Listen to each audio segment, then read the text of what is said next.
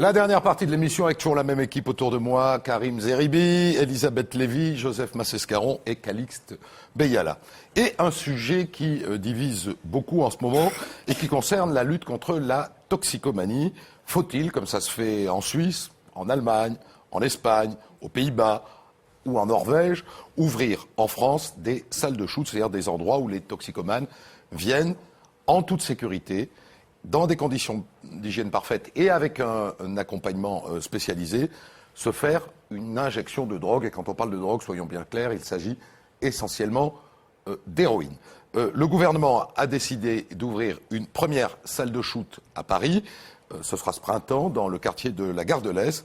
Mais Bordeaux et Marseille ont d'ores et déjà fait savoir qu'ils étaient candidats eux aussi à l'ouverture d'autres salles dans d'autres pays.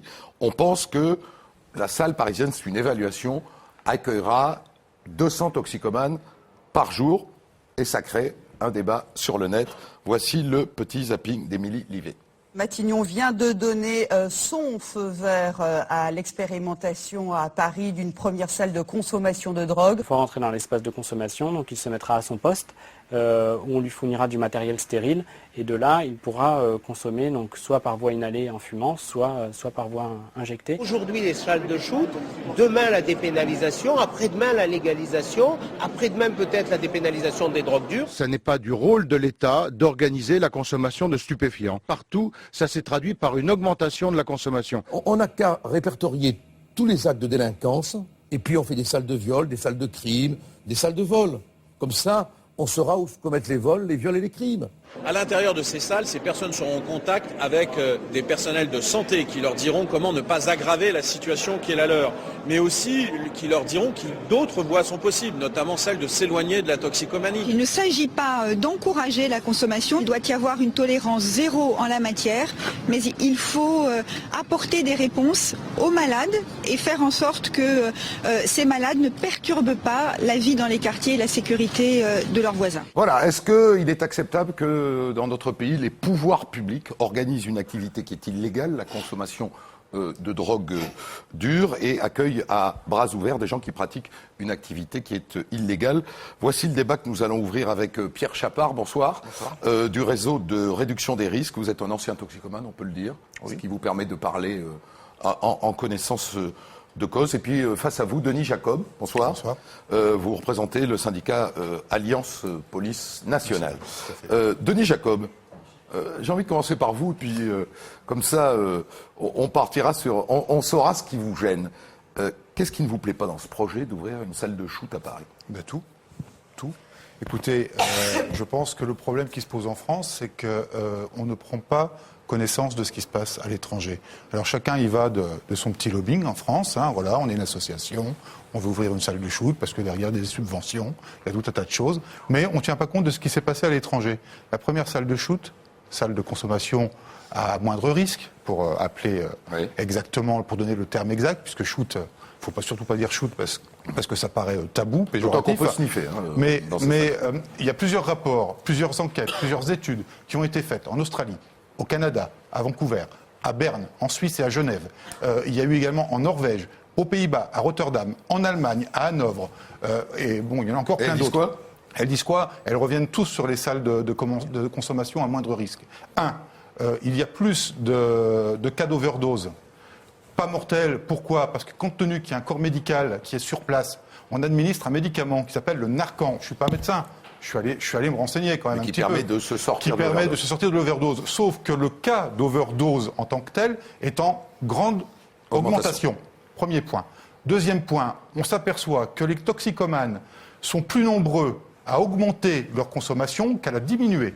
Deuxième point, c'est pas moi qui le dis. Hein. Si, c'est vous qui le dites. Non, c'est les gens. Je vous invite à aller lire les rapports. Mais on en parle. Vous avez la Commission européenne qui a d'ailleurs fait un rapport fin 2012. C'est pas moi, c'est la Commission européenne. Je pense qu'elle est un petit peu experte en la matière pour le dire. Et elle dit quoi?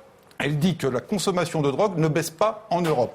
Donc sur les toxicomanes, le troisième problème, c'est que ils n'acceptent pas, dans les études que j'ai pu lire, ils n'acceptent pas le principe de réglementation dans les salles de consommation, c'est-à-dire l'hygiène, l'interdiction de s'échanger la drogue entre toxicomanes. Et donc, de ce fait, ils vont dans les salles de consommation, ils récupèrent le matériel sain, puisque là-dessus, on ne peut pas retirer le fait qu'au niveau de santé publique, il y a effectivement la possibilité d'avoir du matériel sain. Et vous dites que c'est positif Mais ça existe déjà. Il y a des distributeurs de seringues et on a dans les hôpitaux des accueils, ça existe. L'Académie nationale de médecine elle-même le dit et s'oppose à l'ouverture de salles de consommation. Et elle l'a dit très récemment parce que les endroits pour accueillir les toxicomanes et pour les aider socialement, pour les sortir de la toxicomanie, en les sevrant, en leur donnant des produits de substitution, existent. Et aujourd'hui, on va faire quoi? On va encourager les toxicomanes à s'installer durablement dans la toxicomanie parce qu'ils se disent, allons-y, on a le corps médical qui est présent, on va pouvoir administrer de la drogue, voire même augmenter le taux de drogue, puisque de toute façon, on sait pertinemment que le corps médical sera derrière nous pour intervenir si on fait une overdose. Bon, le problème, il est là. On fait un petit point stop dans le raisonnement. Pierre Chapard, comme ça, déjà je ne sais pas par où commencer, parce que le problème, c'est qu'il y a plein de gens qui parlent, qui ne savent pas de quoi ils parlent. Excusez-moi. Vous n'êtes pas médecin non plus. Hein. Non, mais en fait, il y a quand même un rapport de l'INSERM français de 2010 qui fait une analyse de toutes les salles de consommation en France et dans le monde et qui préconise l'ouverture de salles de consommation en France. Excusez-moi, c'est pas moi qui le dis, c'est l'INSERM. Bon, alors, les études, rien ce soir. Tout le monde fait parler les autres. Les études, elles sont faites dans le Lancet, elles sont faites dans le British Medical Journal. C'est pas n'importe quoi. Vous dites que ça va augmenter la consommation. Eh ben non. Les études, elles disent quoi? Elles disent que ça n'augmente pas la consommation dans la communauté, ni la consommation des usagers qui la fréquentent. Au contraire, une étude qui a été publiée dans le Lancet montre quoi?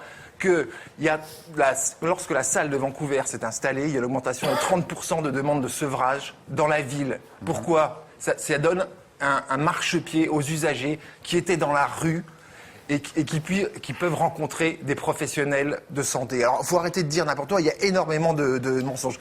En plus, je voudrais rajouter des choses. Ça va pas résoudre le problème de la toxicomanie en France. Les salles de consommation, ça va résoudre un problème particulier pour les usagers en grande précarité qui injectent dans l'espace public. Donc les types au bout du rouleau, pour dire les choses clairement. Voilà, les types au bout du rouleau. Alors c'est pas la fête dans une salle de consommation, c'est la grande précarité. Mais ils n'en veulent pas de la salle, ils le font à l'extérieur. Mais non. Mais si, ils le font à l'extérieur. Mais pas du tout. Vous citez d'ailleurs Vancouver. Vancouver, il y a le professeur, j'ai pas son nom, je l'ai pas appris par cœur, Colin Mangam, qui a fait une étude en 2007. Non. Si. Alors c'est un menteur, le monsieur. Oui. Il dit il a fait une étude par lui-même. C'est un menteur. Mais pas publié dans les revues, pas publié dans les revues scientifiques. Publié pour être crédible. Ah bah oui, excusez-moi. Qu'est-ce que vous répondez? À partir du moment où c'est un médecin qui le fait, publié dans les revues avec Père. Le professeur Debré en France qui s'oppose aux salles de consommation parce qu'il n'a pas été publié sur la question, c'est un menteur. Qu'est-ce que vous répondez à l'argument qui a été le sien, qui est de dire il y a déjà plein de choses, c'est-à-dire des endroits pour des seringues neuves, il y en a. Des endroits où sont accueillis les toxicomanes, il y en a. Des endroits où on les aide à entrer dans des processus. Cela, ça n'a pas résolu le problème. Ça fait 30 ans que le problème existe à Paris. Et personne n'a pu le résoudre. D'usagers précaires qui injectent dans les caves. Bonjour la dignité, excusez-moi. Bonjour. Une demi-heure dans une salle de shoot sur 24 heures, bonjour la dignité. Et au moins vous rencontrez des professionnels et vous le faites en toute sécurité. Le droit de se shooter dans la dignité, c'est quand même... Et le problème de l'ordre public, dans une cave, dans les toilettes. Le problème d'ordre public... Mais c'est pas un droit de se shooter, figurez-vous. Justement, le toxicomane va se droguer, qui va être assisté par des médecins... Que les salles vont être, par des médecins, que les salles de consommation vont être ouvertes sur des aides de l'État, sur les impôts de nos concitoyens. L'État, il cautionne ceci. Quand la personne toxicomane va sortir, va aller tuer quelqu'un, quelle sera la responsabilité de l'État? Et pourquoi le toxicomane tuerait quelqu'un? Ah bon? Parce qu'il tue plus que les autres toxicomanes. Aujourd'hui, on mène des campagnes de prévention routière, de lutte contre l'alcoolisme, de lutte contre le tabagisme. On met tout en œuvre pour que les gens arrêtent de boire, arrêtent de fumer, en augmentant le prix du tabac, en imposant des alcotests. Et de l'autre côté, on va dire, allez-y, allez vous shooter dans une salle de drogue, tout en sachant que l'aide à la consommation, à la prise de stupéfiants, est réprimée par l'article 222-37 du Code pénal à 10 ans d'emprisonnement et 7 500 000 € d'amende. Oui, alors par rapport au coût, moi je voudrais dire justement un truc, encore une étude de Vancouver, parce qu'on dit ça va être les contribuables qui payent. Qu'est-ce que montre l'étude de Vancouver? C'est que quand le gouvernement met 1 € dans la salle, eh ben ils en gagnent 5. Pourquoi? Parce que c'est moins d'usagers aux urgences, moins d'usagers qui se contaminent, moins d'usagers qui font des overdoses. Le coût d'une salle, 300 000 à 1 million d'euros. Hein. Oui, bien sûr. Et 300 000 le gouvernement, euros, 1 million d'euros. on gagne 1 million à 5 millions. Mais alors, donc, je voudrais revenir, Christophe Ondat, si vous me permettez très rapidement. Après, il faut qu'on ouvre sur l'histoire ouais. de la disproportion entre la lutte contre l'alcoolisme et la lutte contre le tabagisme. Il y a malheureusement un drame qui s'est produit hier. 2 fonctionnaires de police qui ont été tués par un multirécidiviste qui n'avait pas le permis de conduire et qui était en état d'ébriété. Eh bien, d'un côté, on va mettre des sanctions en place, on va mettre des préventions pour lutter contre l'alcoolisme ou le tabagisme, et d'un autre côté, on a bien compris ça. On l'a déjà dit. Oui, déjà dit. Non, mais c'est il important. faut qu'on fasse tourner la parole. Elisabeth, Calixte ont déjà bougé. Je vois Karim qui frétille. Elisabeth. Dans ce festival de rapports et d'études, excusez-nous, on est un peu désarmés. Donc moi, je pense que je ne sais pas. D'abord, c'est très difficile d'avoir une religion. Mais moi, il y a dans vos propos quelque chose que je vous dis. Oui, le droit de se shooter dans la dignité. C'est pas un droit de se shooter, c'est à la fois un délit et une maladie. Ce qui pose un problème, et c'est bien. Une des réponses, effectivement, c'est bien pour ça qu'on a inventé ces salles de shoot. Alors, il ne faut pas dire salle de shoot, parce que quand on espère cacher la chose, en changeant le mot, mais bon, ça va pas le même. Vous savez pourquoi on les appelle salles de shoot? C'est le terme des opposants, parce que c'est le terme qui fait peur. Mais attendez, je voudrais quand même... Excusez-moi. Ouais. Donc, il y a quand même un petit problème. C'est que quand l'État interdit quelque chose, si vous voulez... Alors, vous avez le méchant État policier qui va interdire, et puis derrière, la maman compassionnelle, de gauche d'ailleurs, bien sûr, qui arrive et qui dit « Ah non, maintenant, il faut soigner ». Or, la réalité, si vous voulez, c'est que si, effectivement, il y a des soignants, je veux dire, qui sont dans les services qu'a évoqué monsieur, d'accord, ça... Non, mais si. Non, mais je vous laisse. Ce que je veux dire, l'idée, si vous voulez, que de l'encadrement crée une sorte de brouillage du message qui est terrible. En revanche, ce que vous pourriez dire, on veut plus de moyens sur les lieux d'accueil, sur les traitements, etc. Ouais, témoignage d'un des patrons de Sainte-Anne, par exemple. On n'a actuellement pas assez de lits. Et tous les jours, on envoie en psychiatrie ordinaire des toxicomanes, parce qu'on n'a pas de lit en psychiatrie d'accueil des toxicomanes, en nombre suffisant. Donc, on se dit 1 million sur une salle de shoot. Est-ce qu'il ne vaudrait mieux pas les mettre? C'est ça un peu. Hein, c'est plutôt là-dessus. Répondez à ça. Attendez, c'est bien qu'ils répondent là-dessus, je vous dirai après. Les témoignages, il y en a déjà. Les communautés thérapeutiques qui accueillent 15 usagers par an, qui font se sevrer les gens. Oui. Elle coûte 3 millions par an. Et c'est pour 15 usagers. Et on n'est pas en train de dire « Oh, ça coûte cher pour l'État ». Je veux dire, il en faut à tous les stades. Oui, mais ce qu'on veut, c'est un message clair. En fait, ce qui me pose problème, c'est le brouillage du message. Mais bon, je l'ai dit, je voudrais juste poser une question. Qu'est-ce qui va se passer? Supposons qu'on décide de poursuivre l'expérience. Tout le monde va dire, c'est formidable les salles de shoot. Not in my backyard. Mais pas chez moi. Pas chez moi, pas à côté de chez moi. Et là, si vous voulez, parce qu'au départ, vous l'avez pas dit d'ailleurs, vous, que c'était un des trucs, c'était d'éviter que les gamins trouvent des seringues usagées, etc., ce qui est tout à fait louable. Et je veux dire, l'histoire des seringues, si vous voulez, à un moment, on peut aussi, au lieu de considérer, parce que j'ai l'impression que vous considérez les toxicos, certes, comme des malades, mais c'est-à-dire, vous les considérez un peu, comment dire, il faut peut-être les appeler un peu plus de responsabilité. C'est pas parce qu'on est toxico qu'on n'est pas capable d'aller dans une pharmacie et changer une seringue. Non, on parle aussi des gens en grande précarité, au bout du rouleau. Là. Je ne parle pas des toxicos en général. Quant au message, on brûle le message. Mais ça veut dire quel message on veut faire passer? Est-ce que c'est interdit? Oui, mais il y a aussi d'autres messages que la République, elle s'occupe des gens qui ont besoin d'elle. Y compris pour les jeunes. Et ces gens-là ont besoin de la République parce qu'ils sont au bout du rouleau. Oui, mais si vous faites trop de compassionnel, vous allez les enfoncer dans un statut de victime et pas du tout les pousser à... Non, franchement... Mais justement, le pouvoir rencontrer des gens, des professionnels, il y a d'autres moyens. Et c'est ça qui, ensuite, va leur permettre d'engager un parcours de soins. Mais encore, il faudrait qu'ils puissent les rencontrer. Pour l'instant, ils sont dans la grande précarité. Et est-ce que vous vous mettez à la place d'un policier? Est-ce que vous vous mettez à la place d'un policier qui... Oui, Karim. Voilà. Karim Zeribi. Moi, je pense que si on essaie d'aborder ou si on amène le débat sur la question du clivage droite-gauche, on fait une erreur fondamentale d'emblée. Parce qu'on essaie effectivement d'idéologiser la question, d'idéologiser la question, la maman de gauche, la moralisation, le machin. Il faut qu'on sorte de là. Parce que Bordeaux, c'est une ville de droite, Marseille, c'est une ville de droite. L'adjoint qui va mettre en place ça à Marseille, je le connais très bien. Il s'appelle Patrick Padovani, c'est un médecin. Il sait peut-être de quoi il parle. Et il est favorable effectivement à la mise en place de ces salles de shoot à Marseille, alors que par ailleurs, il y a des gens de gauche qui ne sont pas totalement favorables. Moi, ce que je crois, c'est qu'il faut effectivement éviter le message brouillé et les ambiguïtés d'emblée. C'est pas une zone où il y aura le tout permissif. Il faut expliquer ça. Ce que vous avez dit, parce que aujourd'hui, moi je considère que le devoir de ceux qui veulent mettre en place ce genre de salles, d'endroits, doit expliquer aussi à côté de la seringue propre, neuve, qui permettra de s'injecter le produit en limitant les cas de transmission de VIH et autres, parce que c'est aussi ça les études. Il y a 20-30% de transmission de VIH en moins et autres. Et ça, c'est un coût pour la société. Il faut aussi le mesurer quand on mesure le coût d'une salle de shoot. Il faut expliquer l'accompagnement qui peut exister, qui existe, la relation qui se noue avec quelqu'un qui est malade, qui ne demande pas le droit à la dignité pour se shooter. C'est pas ça la question. La plupart des gens qui sont dans la toxicomanie, même si inconsciemment, s'ils sont addicts, quand même, je veux dire, le bonheur pour eux, ce serait d'en sortir. Parce qu'ils sont tombés dans une spirale qui coûte à la santé, qui coûte financièrement, qui les pousse à la dérive, je veux dire. C'est une maladie et un délit.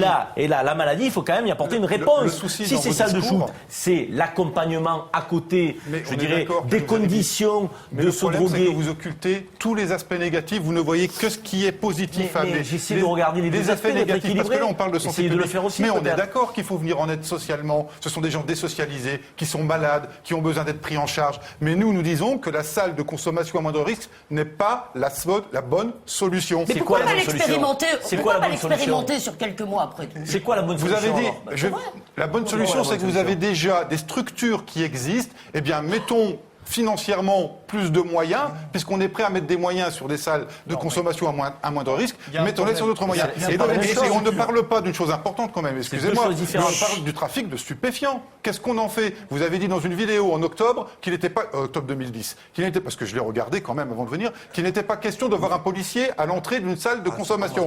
Donc c'est une zone de non-droit. Donc c'est une zone de non-droit. C'est-à-dire que la police ne pourra pas intervenir, le dealer pourra revenir à l'entrée de la salle, faire son petit business. Répondez à ça, tiens, parce que avant que Joseph n'intervienne. Bien sûr. Caricature. Ça existe à l'étranger, excusez-moi. C'est un constat qui est fait. C'est pas une zone de non-droit. Les policiers ne peuvent pas intervenir pour usage. Mais s'il y a du deal, ils peuvent très bien intervenir. Mais l'usage est interdit. Joseph Massescaron. Vous demandez à ce que le législateur modifie le code pénal. Mais non, pas du tout. Joseph Massescaron. D'abord, je vais reprendre ce qu'a dit Elisabeth et qu'on n'a pas assez entendu, pour une fois, c'est que où est le problème d'expérimenter et de voir si après ça marche? Mais parce que partout ailleurs, c'est un échec? Non, partout ailleurs, ce n'est pas un échec. Là aussi, je reprends ce que disait Elisabeth Lévy, on a des rapports qui sont extrêmement, en effet, qui sont antagonistes, contradictoires, et que, je suis désolé, pour l'instant, ce qui est publié dans les revues médicales, je suis d'accord, ça ne veut rien dire, va plutôt dans le sens de monsieur. Ça, c'est le premier point. Mais ça, c'est indiscutable. Je vous défie de me trouver, et les gens qui nous écoutent, je les encourage à regarder sur Google, je vous défie de trouver un rapport de Lancet ou autre qui soit contre. Ça, c'est le premier point. Je vous le défie. Ça, c'est le premier point. Je vous défie de le trouver. C'est pas forcément la bonne chose. Les médecins, en tout cas, c'est étayé scientifiquement. Oui, d'accord. Je suis d'accord que pour vous, ça ne veut rien dire. Voilà. Ça, en tout cas, c'est le premier point. Donc, pourquoi ne pas expérimenter? Nous crevons, en règle générale, dans ce pays, du fait de ne pas expérimenter sur des points. Si ça se trouve, il y a des grandes choses qui ont été expérimentées, mais assez peu en France, dans d'autres domaines, dans des domaines sociaux. Bon, maintenant, ça c'est le premier point. Deuxième point, il y a quand même quelque chose qui me gêne, ça m'a rappelé quelque chose que j'ai personnellement connu, et je vais essayer d'être très très calme là-dessus, parce que c'est quelque chose de très très hard, n'est-ce pas? Dans les années 80, je me souviens d'un certain ministre de l'Intérieur qui s'appelait M. Charles Pasqua, qui a mis tout son poids politique dans la balance pour interdire que les kits d'injection soient en vente libre dans les pharmacies pour 1 €. Il l'a interdit. C'était dans les années 80, n'est-ce pas? Qu'est-ce qui s'est passé?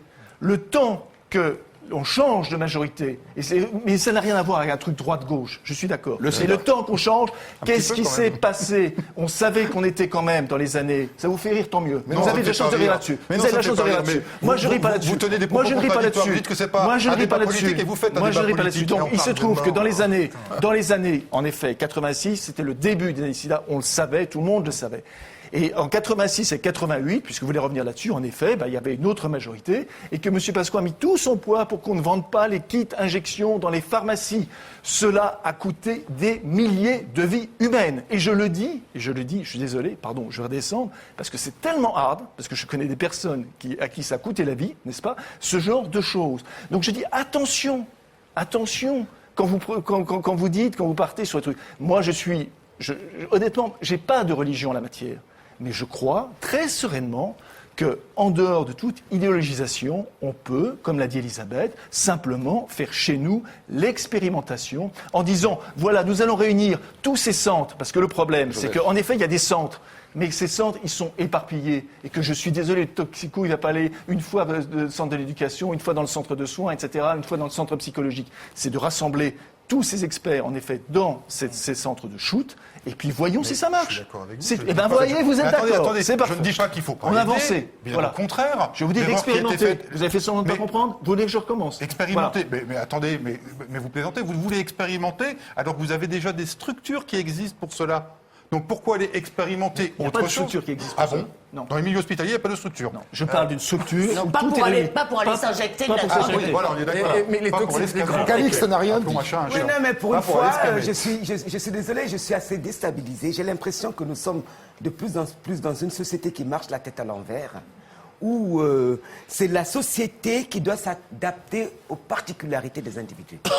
J'ai envie de me shooter, il faut que la société me donne les moyens de me shooter. J'ai envie de faire ceci, il faut que la société... Or, moi, je viens quand même d'une société originelle où la société est puissante et où c'est l'individu qui s'adapte. Là, j'ai l'impression, je vous jure, je n'ai pas d'opinion précise par rapport aux salles de shoot ou autres, mais au fil des débats, j'ai l'impression d'une société qui fout le camp, qui s'effrite, qui n'a plus de colonne vertébrale, où l'homme, dès l'instant où on constate qu'il a tel défaut, ou telle folie, ou telle je ne sais pas quoi, on prend des lois... La salle de shoot à ciel ouvert, la salle de shoot à ciel ouvert, elle existe déjà. Et ça, c'est un modèle de société pour toi. La dignité. Parfait. Je n'ai pas dit ça. Si c'est ça, ta société, non. Elle est parfaite. Elle est vraiment parfaite. Pourquoi on ne va pas plutôt encourager les enfants à ne pas se droguer? Je pense qu'il faut mettre plutôt en place des moyens. Karim et Pierre Chaban-Sylvain, à mon avis, c'est là l'écueil. On va opposer la politique globale que nous devons mener pour effectivement éviter à la fois les trafics et la consommation de la drogue. Mais la vision globale, dans la vision globale, il peut y avoir l'expérimentation de ces salles. Si ça ne marche pas, on y reviendra. Mais aujourd'hui, on voit bien que ces salles n'existent pas. La consommation de drogue augmente. On n'a pas la réponse aujourd'hui. Et si la réponse était la seule morale de la société qui ne devait pas effectivement être en faiblesse face aux choix des uns et des autres, mais on voit bien que ça c'est un discours. Monsieur Chapard, ça c'est limite. Et tu peux faire de la prévention pour les jeunes parallèlement. Rien ne t'empêche à ça. Mais alors faisons-en double. C'est là on parle de gens qui sont déjà dans la drogue. C'est sûr qu'on ne fait pas assez de prévention, il faudra en faire plus. Mais ce n'est pas une raison pour mettre en place ces salles de consommation. Ça, je n'ai pas d'opinion là-dessus. Moi, le débat...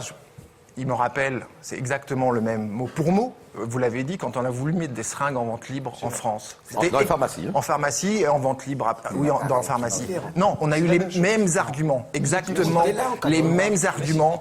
Non, ça allait inciter, ça allait encourager à l'usage de drogue. Et on se retrouve 20 ans plus tard avec pourtant une politique de réduction des risques française qui est entrée dans la loi en 2006 avec exactement les mêmes arguments. Et c'est vrai que ça, c'est un peu désespérant. En France entre 80 et 2013. Mais la consommation de drogue a-t-elle diminué? Mais non, elle a fait qu'augmenter depuis 40 ans. Donc elle va faire comment? Je voudrais que avec la crise, Camille Bedin, qui est toujours là depuis le premier débat, puisse intervenir là-dessus. Ça m'aimerait bien son avis. Et c'est un débat qui me compte beaucoup, parce que j'habite à Nanterre, qui est une plaque tournante du trafic de drogue en Ile-de-France, au Pablo notamment. Et ben, moi, l'expérimentation, d'abord, je vous rassure, elle va avoir lieu. Donc très bien, elle va avoir lieu. On verra bien ce que ça donne.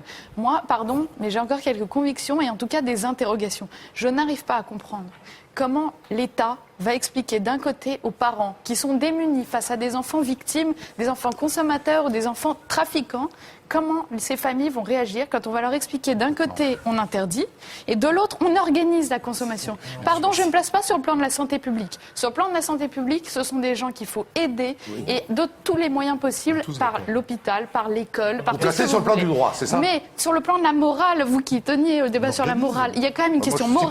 Il y a quand même une question morale. y a quand même une question morale à organiser. Attendez, il y a quand même une question morale organisée par l'État, la consommation de drogue sur notre territoire. Arnaud Pavlovski, et on aura fini le petit tour. Arnaud Pavlovski d'adopteunmec.com. On a son avis et puis on en aura terminé. Je réponds juste parce que moi j'habite dans le 19e, donc je suis bien placé pour parler aussi. Bon. Moi j'ai eu des gens qui se piquaient tous les matins dans ma cage d'escalier, voilà. Quand j'ai une mère de famille qui habite à côté de moi avec sa fille, elle n'a pas spécialement envie, elle a pas spécialement envie de voir ça, elle a spécialement envie d'être rassurée. Au-delà de ça, moi je suis pour donc, quelle conclusion vous en tirez? Moi je pense qu'il faut expérimenter et je trouve que l'argumentation de mademoiselle est un peu courte parce que là, grosso modo, vous préférez laisser crever les gens dans votre logique. Non, c'est pas ce qu'elle a dit. Franchement, c'est pas ce qu'elle a dit. C'est pas ce qu'elle a dit. C'est pas ce qu'elle a dit. Elle dit qu'il y a un hiatus. Il y a un hiatus juridique. C'est dans le 10e la salle. Il faut éviter l'écueil. C'est pas le débat des laxistes contre ceux qui veulent effectivement être tenants du droit et de l'application de la loi. Attention, parce que c'est trop, c'est un peu facile. Non mais monsieur, c'est monsieur. C'est pas le débat. Monsieur, c'est monsieur. Il pense ce qu'il veut. Mais globalement, je veux dire, ceux qui défendent éventuellement l'ouverture de ces salles sont pas des laxistes qui veulent qu'on évite et qu'on arrête de lutter contre les trafiquants de drogue. On a compris. Quoi qu'il en soit, ce débat est terminé et nous voici rendus à la dernière séquence de l'émission. Ça s'appelle les broutilles.